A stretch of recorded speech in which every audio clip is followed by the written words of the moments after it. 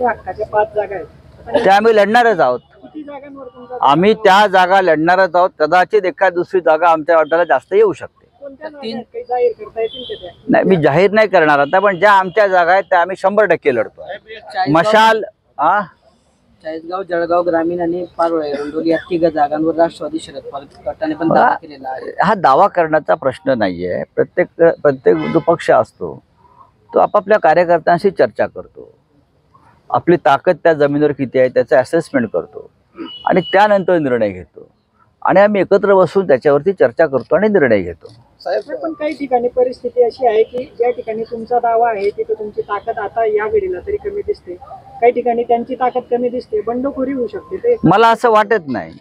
कोणाची किती ताकद आहे त्याच्यासाठी कुठला आम्ही तागडी घेऊन बसलेलो नाही, तराजू नाही आमच्याकडे.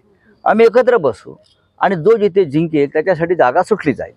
सामनामध्ये तुम्ही आधार जाहीर केलेत की तुम्ही दावा करतायत जळगाव ग्रामीण, एरंडोल, पारोळा, परत मुक्ताईनगर, जामनेर या ठिकाणी जयंत पाटलांनी इथे जळगावात येऊन उमेदवार जाहीर केलेत. नाही, मला तसं वाटत नाही. जयंतराव फार संयमी आणि समंजस नेते आहेत. आता जळगाव ग्रामीण तर शिवसेनेचं अनेक वर्ष आम्ही जिंकणारी जागा आहोत. तिथे आमचे आमदार जरी गद्दार बेईमान झाले असले तरी जागा आमचीच आहे. इकडली जनता वर्षानुवर्ष बाळासाहेब ठाकरेंच्या शिवसेनेला मतदान करते. ते काय कुठल्या एखाद्या डुप्लिकेट शिवसेनेला मतदान करणार नाही. एकमेकांच्या सहकार्यानं महाविकास आघाडीमध्ये आम्ही निवडणुका लढू. जळगाव ग्रामीणचा तुम्ही विषय काढला, त्या ठिकाणी ठीक आहे ती तुमची जागा आहे, पण आता त्या ठिकाणी शरद पवार गटाचे गुलाबराव देवकर जे माजी मंत्री आहेत ते स्वतः तयारी करतायत. इथे निवडणूक मशालीवरच लढली जाईल.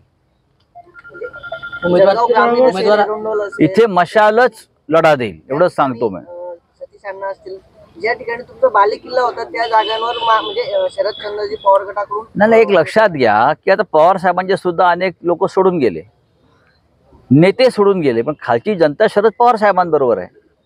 मतदार हा पवार साहेबांनाच मानतो ना. तसं शिवसेनेतले काही बेईमान लोक सोडून गेले असले तरी मतदार बेईमान झाला नाही, जनता बेईमान झाली नाही, ते आमच्या बरोबरच आहे. चला, धन्यवाद.